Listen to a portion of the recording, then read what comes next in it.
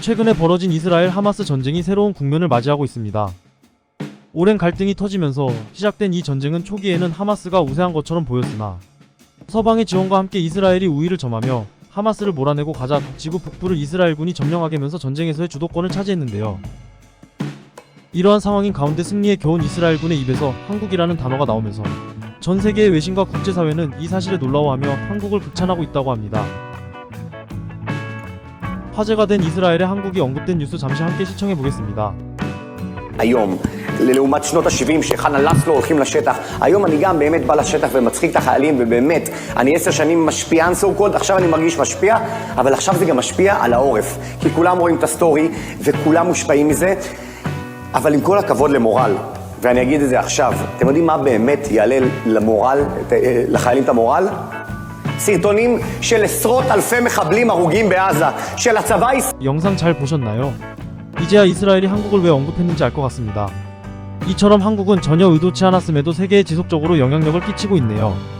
참고로 영상에서 나온 하마스가 애용하는 가삼 로켓은 아주 쉽게 만들 수 있으며 위력도 매우 강력한 가성비 좋은 로켓으로 알려져 있습니다. 하마스의 가삼 로켓이 이스라엘을 가장 곤란하게 만드는 이유는 무엇이냐고요? 이유는 간단합니다. 가성비에 최적화되어 있다고 말했듯이 추진제는 설탕, 초석, 비료 등을 섞은 고체 연료를 사용하고 탄두는 TNT와 비료만으로 제작하니 로켓의 비용은 고작 70만원 밖에 안 한다고 합니다. 이렇게 값싼 무기가 왜 이스라엘이 가장 두려워하는 무기인가 하면 열악한 품질과는 다르게 파괴력이 매우 강력해 큰 문제가 된다는 것입니다. 하마스는 이 로켓을 만들기 위해서 인도적 차원에서 받은 지원 물자마저도 제조에 사용하며 양산되는 가삼 로켓으로 인해 이스라엘은 영상에 나오는 피해를 지속적으로 받고 있습니다. 그런데 그 악명 높은 가삼 로켓을 완전 무력화시킬 수 있는 K9 자주포가 이스라엘에 들어오면서 완전히 상황이 바뀌어버린 겁니다. 이스라엘은 방위 산업 규모가 대한민국과 비슷해 한국 버금가는 무기 수출국으로서 세계 무기 시장에서 이스라엘의 무기가 한국보다 훨씬 성능 좋다는 발언 등으로 한국과는 라이벌 위치에 있던 국가였는데 이번 이스라엘 전쟁으로 인하여 한국의 무기를 직접 사용해본 결과 이스라엘은 한국의 무기가 더욱 뛰어난다는 걸 인정하고 한국에 감사함을 표시하고 있습니다. 현재 이스라엘에는 놀랍게도 한국의 사실상의 지원으로 인한 감사 인사가 올라오고 있는데 대표적으로 이스라엘 대사관이 SNS에 태극기 사진을 게시함으로써 고마움을 표시했습니다. 이것이 국제사회에서 이슈가 되고 세계적으로 큰 관심을 받을 수 있었던 이유는 세계의 한국 무기의 강력함을 뽐낸 것도 있지만 가장 중요한 건 선진국들도 중동 국가들과의 관계로 꺼려하던 하마스의 대량 학살 전쟁 범죄를 묵인하지 않고 우리의 무기로 가삼 로켓을 막아낸 것이 가장 의의가 있다고 볼 수 있습니다. 이스라엘을 가장 앞장서서 지원하고 대놓고 지지 의사를 표명하던 미국도 하마스의 전쟁 범죄에 대응을 하지 못했고 같은 서방 진영인 일본도 이스라엘을 확실하게 지원하고 하마스의 가삼 로켓 테러 행위를 막겠다고 공식 표명한 바 있지만 결국 말만 그렇게 하여 자국 내의 비판을 피할 수 없었습니다. 이스라엘 전쟁은 오랜 역사적 갈등이 있는 만큼 함부로 누구의 편을 자처할 수 없는 전쟁인 건 확실하고 지난 역사를 보면 알 수 있듯이 이스라엘의 과오가 굉장히 크고 과거의 행위를 정당화 받을 수 없는 건 맞습니다.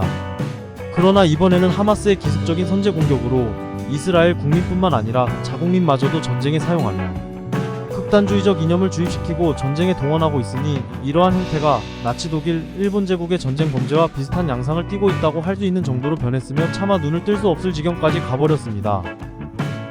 하마스는 자국민을 희생하며 지원받은 인도적 차원의 국제물자마저도 대량 살상 무기인 가삼 로켓을 제조하는 데 사용하고 있고 가삼 로켓을 통해 군사기지를 공격하는 것도 모자라 민간 지역에 마구잡이로 폭격을 가하여 민간인을 상대로 양민학살하는 데에만 급급하고 있으니 세상이 통탄할 따름입니다. 이스라엘 하마스 전쟁은 벌써 소모전의 양상으로 변화하고 전선이 고착화되어 양측의 피해만 갈수록 늘어가고만 있습니다. 전쟁의 규모 자체는 거대한 건 아니라서 러시아 우크라이나 전쟁만큼의 긴 기간 동안 총력전을 유지한 채 전쟁을 지속할 것 같지는 않지만 그만큼 많은 전투가 오가는 형태가 되어가고 있으며 시간이 지날수록 하마스에게 점차 불리해지니 방식은 더더욱 과격해지고 있습니다. 이를 보여주는 직접적인 형태가 하마스를 지지한다고 볼 수 있는 중동 아랍 국가들의 하마스 지원에 대한 여론이 점차 초기와는 다르게 전쟁을 반대하는 여론으로 바뀌어가고 있으며 그걸 누구보다는 잘 알고 있는 하마스는 이제는 북한에게서도 많은 지원을 받으려 기대고 있다는 모습을 보이고 있다는 게 가장 큰 문제입니다. 재미있는 점은 하마스가 이번 일로 한국산 K9이 가삼 로켓을 무력화한 것이 괘씸했는지 K9이 이스라엘에서 활약한 건으로 한국을 비판하는 영상을 올려 화제가 되었습니다. 며칠 전에 업로드한 해당 영상의 내용이 참으로 가관이니 같이 시청해 보겠습니다. الحمد لله رب العالمين الذي انتدبنا لجهاد أعدائه واختار منا الشهداء إلى جواره ساعد وصوت وقلم هب ليقول لا لهذا العدو المجرم المتغطرس ويقاتله بكل الأدوات المتوفرة. هذا العدو الجاثم على هذه الأرض منذ أكثر من 70 عاماً اعتاد فيها على القتل والترويع وارتكاب المجازر وقتل الأسرى من جيوشنا العربية وأبناء شعبنا. 영상 잘 보셨나요? 참으로 어이가 없지만 다시 생각해보면 정말 웃기는 영상 같습니다. 그리고 영상에 재미있는 점이 한두 가지가 아닌데 한국 무기의 위력을 확실하게 깨닫고 인정하는 모습과 이로 인해 제발 지원을 그만해달라며 꼬리를 내리고 간절하게 요청하는 모습이 평소의 하마스의 모습과 반대되어 더더욱 웃기네요. 이외에도 해당 영상과 관련하여 세계에서도 다양한 반응이 계속 나오고 있습니다. 미국은 하마스의 한국에 대한 반응을 보고 효과가 제대로 먹혔다고 지지 성명을 보냈고 유엔에서도 이번 일로 한국에 공동 지지 성명을 보낸과 함께 한국의 위상이 올라간 것 같네요. 한국 입장에서의 이스라엘 하마스 전쟁은 신냉전이 시작된 이래로 무언가 행동을 확실하게 취해야만 국익을 취할 수 있을 거고 미국을 비롯한 서방 국가들은 하마스를 규탄하며 이스라엘 지지를 표명하고 있지만 그 대가로 하마스를 지지하는 중동 국가들과의 관계 하락을 감수해야만 했습니다. 마찬가지로 일본 또한 이스라엘 지지를 표명하며 한국과는 다른 진정한 아시아 선진국의 모범을 보여주겠다. 당당하게 국제사회에 말했지만 사실상의 보여주기식 제스처에만 끝난 것을 보면 일본도 별다른 태도를 취하기가 어렵다는 형태입니다. 이런 식으로 세계 각국이 애매하다고 이 전쟁에 무언가 하기를 꺼려할 때 적절한 타이밍에 적절한 지원으로 세계의 찬사를 받은 한국이 객관적으로도 정말 대단하다고 생각되네요. 이스라엘 전쟁은 21세기가 시작된 이후 중동에서 일어난 가장 큰 사건이라 할 수 있으며 그만큼 세계의 돈줄인 오일머니랑 관련이 매우 깊은 전쟁이라서 20세기에 벌어졌던 석유 파동이 다시 재현될까 걱정하는 여론도 존재하는 등 전체적으로 다 민감해지고 있습니다.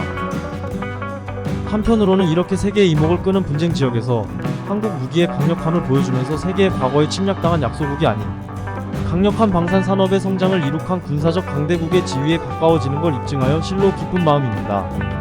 심지어 한국 무기를 테러 민간인 학살과 같은 전쟁 범죄에 사용된 것이 아닌 그 전쟁 범죄를 막는 목적으로 사용되어 정의를 지킨 거라 우리 무기가 더욱 자랑스럽게 느껴지는 것 같습니다.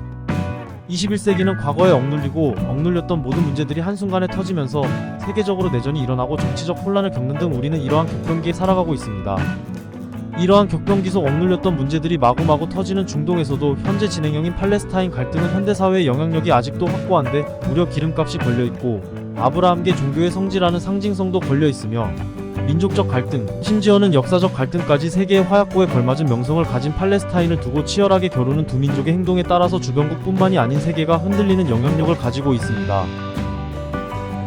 과연 성지라 불리는 팔레스타인 영토는 언제쯤 고요한 아침을 맞이할 수 있을 것이며 언제쯤 더는 갈등 요소가 되지 않을까요? 두 민족의 앞으로의 행보가 좋은 쪽으로든 나쁜 쪽으로든 기대가 될 것 같습니다. 팔레스타인 문제는 누구도 뭐라 평가하기 애매한 문제인 만큼 여러분의 의견을 댓글로 적어주시길 바랍니다. 이상으로 영상 마치겠습니다.